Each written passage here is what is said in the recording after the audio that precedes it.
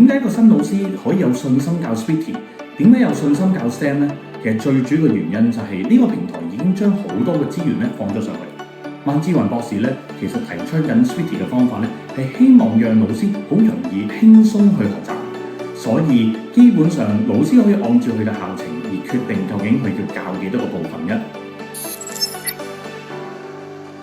咁我哋學校咧喺啱啱嗰年咧都參加咗 Sweety 呢個 program 啦。咁因為Sweety 呢個 program 啦，其實佢會提供咗一個平台啦，其實係俾學生去進行一個自主嘅學習。咁其實呢個平台咧，亦為我哋老師咧係帶嚟咗好大嘅方便。經過咗1年嘅上堂啦，咁其實都會見到個效果非常之好啦。學生咧喺學習嘅過程中咧，亦都係按住自己嘅學習進度去學習咧，完成到咧嗰啲嘅任務。最後咧，我哋都見到咧學生嘅嗰啲作品咧，都非常之具創意嘅。我覺得咧 Sweety 嘅教學平台咧，同一般嘅 STEM 活動設計咧非常之唔同。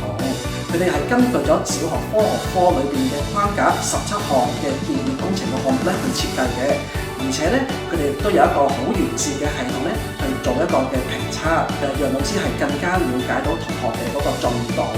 所以同小學科學科呢個嘅關聯性非常之高。Sweety 計劃讓我哋嘅 STEM 課堂大變身。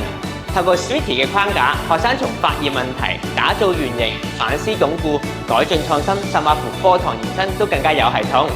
例如設計清涼嘅風扇，融合咗科學知識同埋工程嘅思維，透過正向同埋反向工程嘅概念，培養我哋學生解難同埋創意，讓我哋學生愛上探索嘅樂趣。